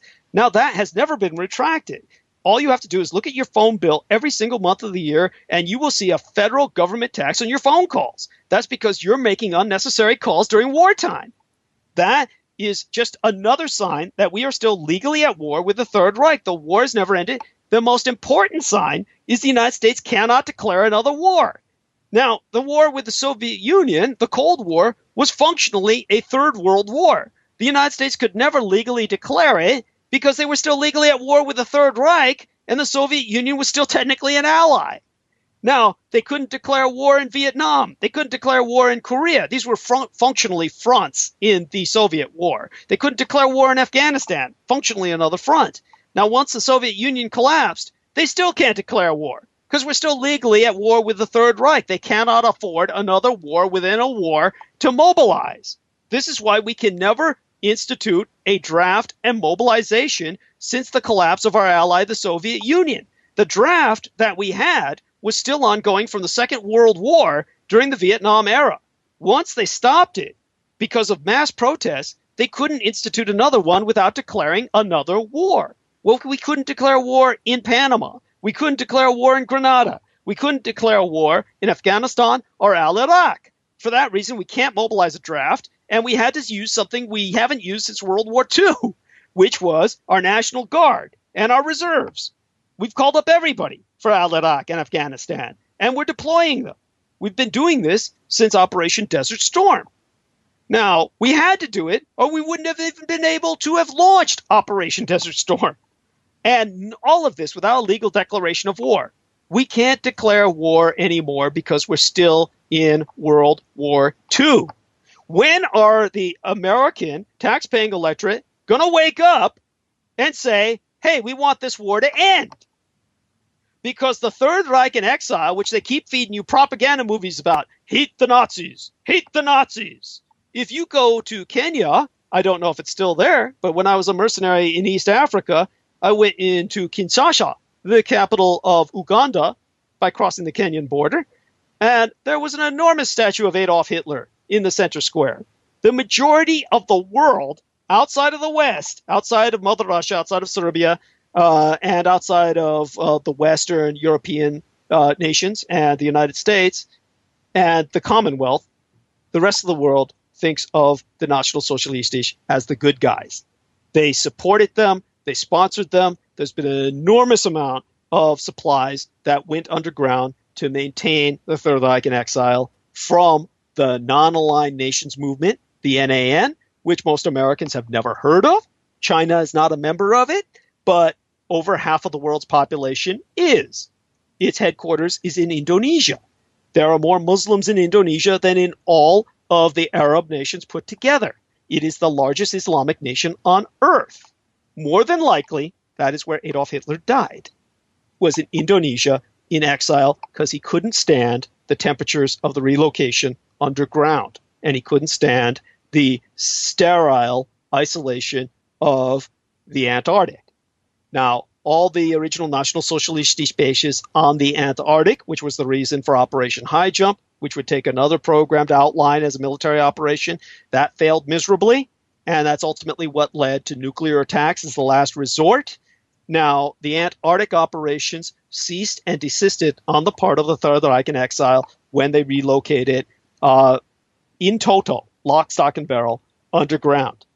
Now, their civilization is very similar in terms of its population to the state of Israel. We're talking about 6 to 8 million people, and that's it.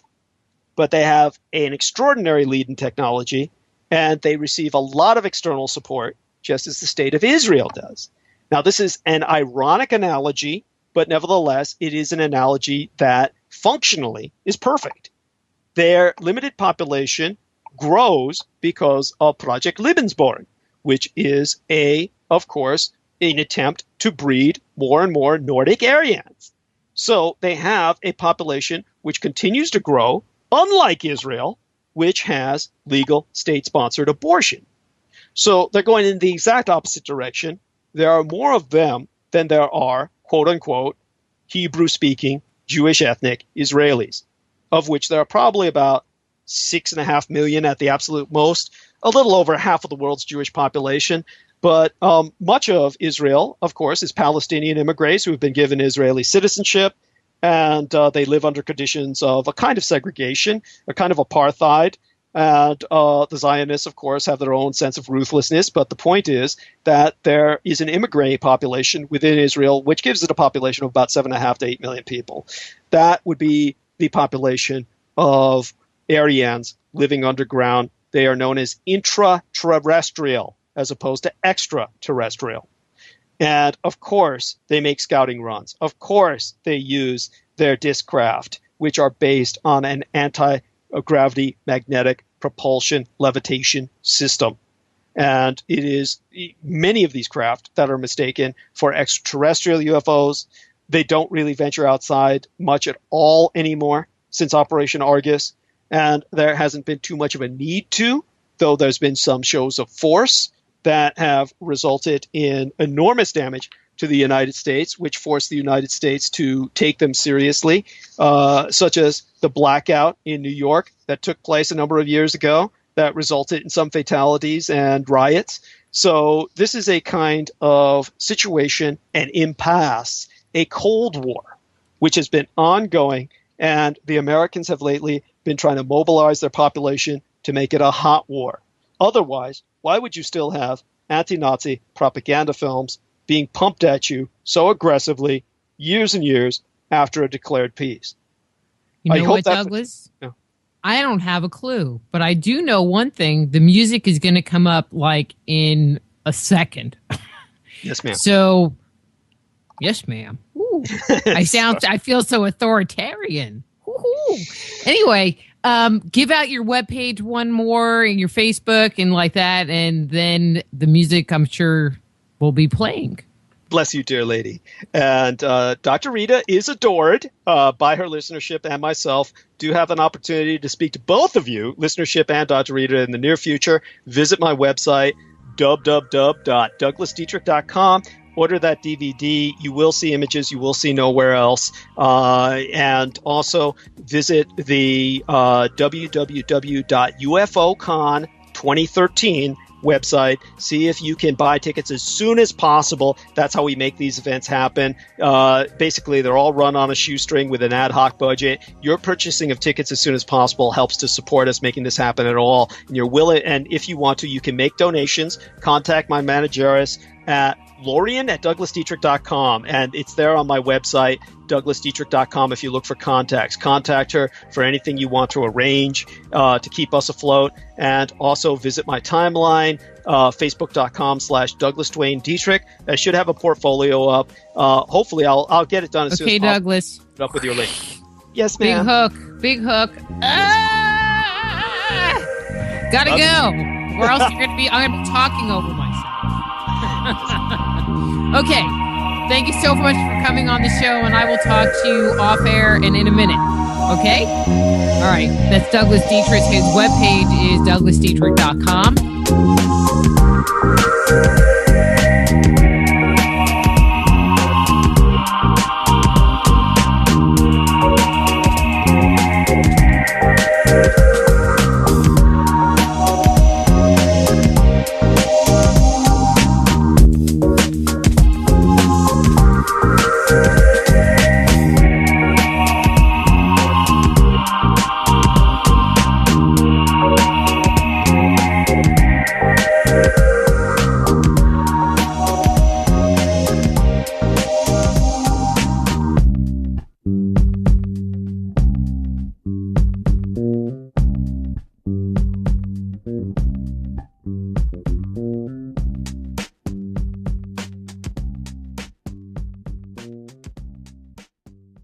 Cost effective. So when he returned to the United States, he was made the satanic chaplain of the United States Army officially.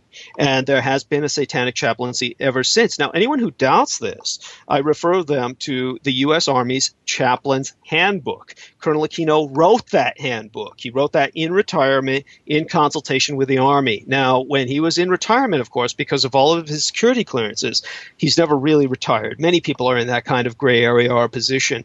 So when they contracted him, essentially as they do various consultants or advisors, they wanted him to write the chaplain's handbook so that none of the other chaplains would interfere with satanic rituals that would be used in the field of battle to expedite operations. Now, anyone looks that up, they will find that he wrote this after retirement, but he was most definitively the author, and they didn't go to a father, they didn't go to a rabbi, they didn't go to a deacon, they went to a Satanist. And that chaplain's handbook specifically instructs all other chaplains not to interfere with satanic rituals.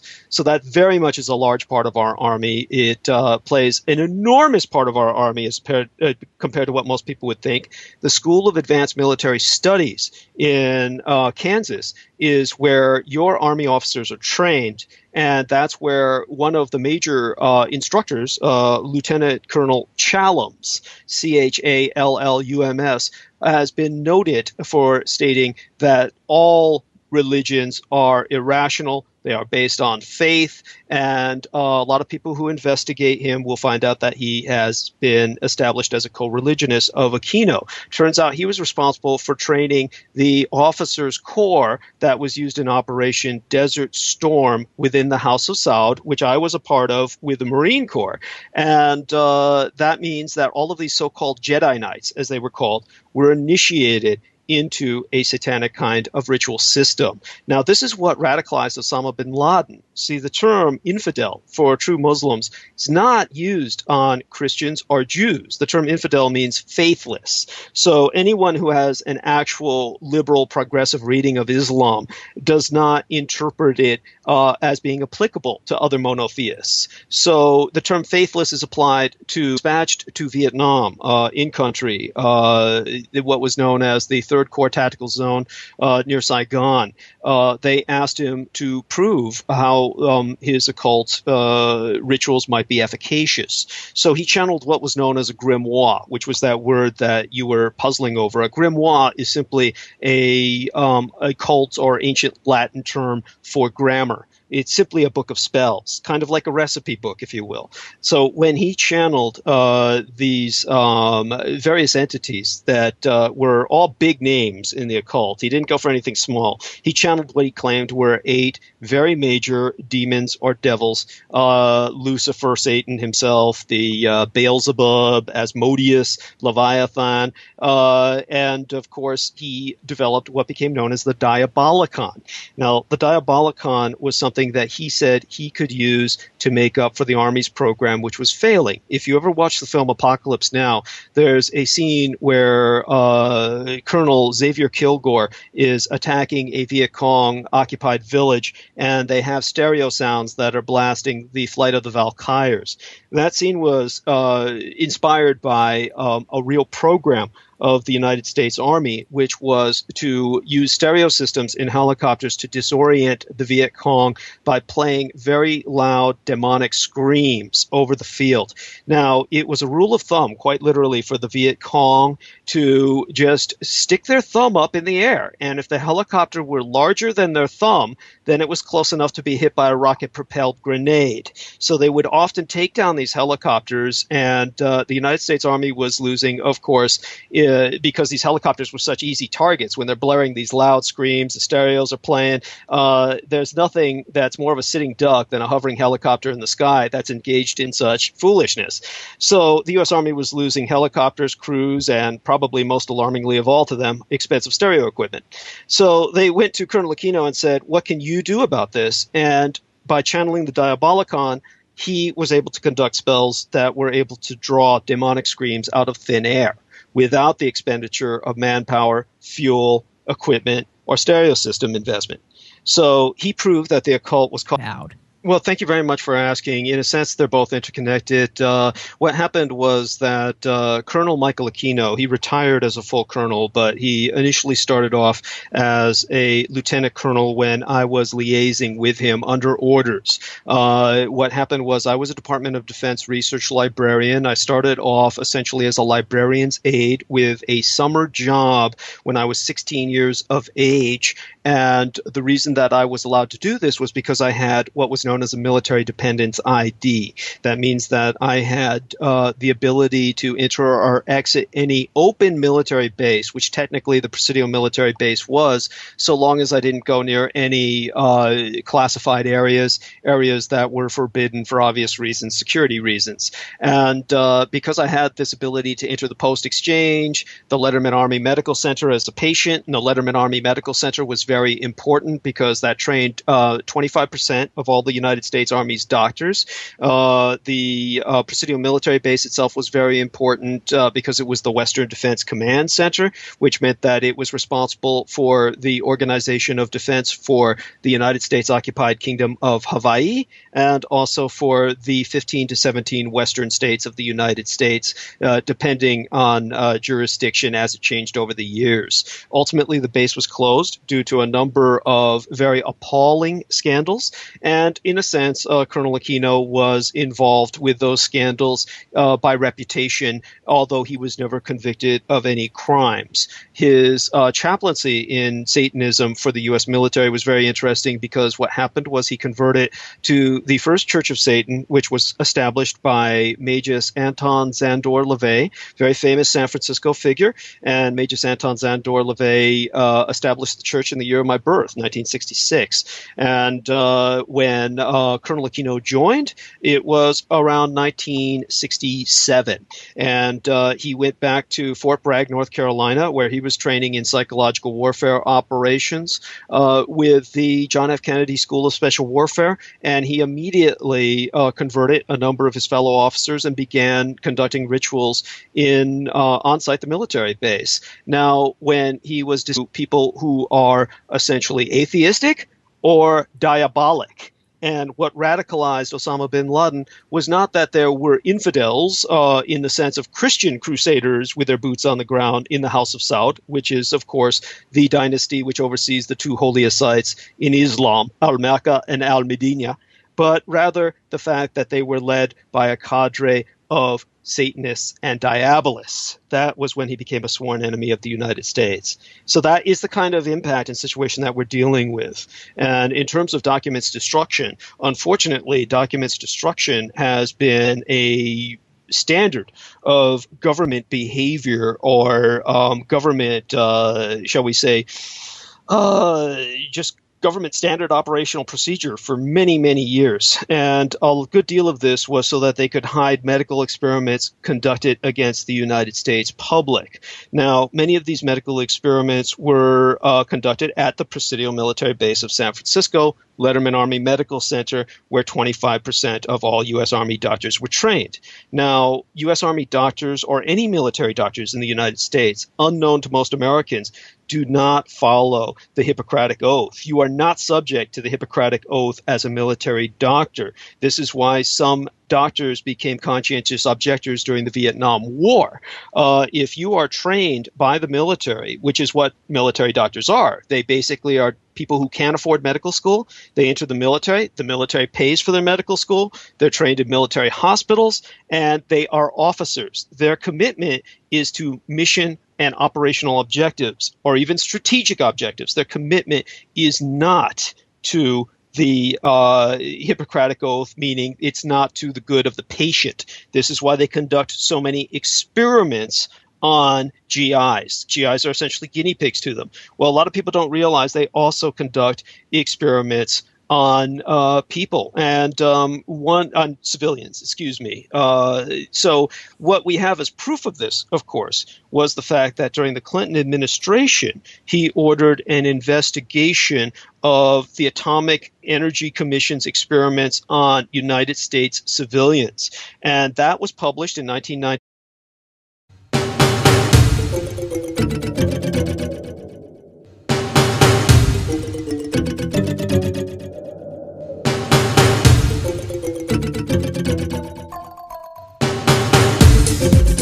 Hello and welcome to Forbidden History Radio, where we explore humanity's hidden history, out-of-place artifacts, lost civilizations, and startling evidence that the truth is being suppressed. We have the incomparable Douglas Dietrich coming on to talk to about one of his many topics. We're going to be talking about the Third Reich and how it never died. I don't know what's with that, but we are going to find out. Let me tell you a little bit about Douglas and get him on the air. For 8 years, Douglas Dietrich was a research librarian for the Department of Defense at El Presidio Real de San Francisco military base. There, along with his primary duty of document destruction, he was assigned to locate and access incredibly rare occult Gilmores for the officially recognized satanic chaplain of the United States Army. You know, I'm going to have to ask him about that. Lieutenant Colonel Michael A. Aquino. Douglas will speak about occultism, Satanism within the U.S. military, and today we're going to be talking about the Third Reich. His webpage is www.douglasdietrich.com, so please welcome to Just Energy Radio, Douglas Dietrich. Hey, Douglas, how are you? I'm doing fine, ma'am. Much the better for being here. And as I've explained to the dear Dr. Rita, I'm very much a creature of the night, and I'm still sucking in oxygen and caffeine to try and get some blood circulation to my brain so that I can be here more coherently. Well, you know, I just like having a pretty high energy show, so I'm just going to send out good vibes and good high energy, and we're just going to get you ramped up.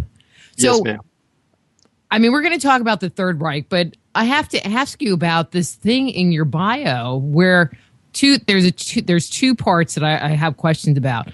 Yes, ma'am. One, destroying documents. I thought they're not supposed to do that. That's part one. And then what is this occult stuff for the satanic chaplain and Michael Aquino? What's that about?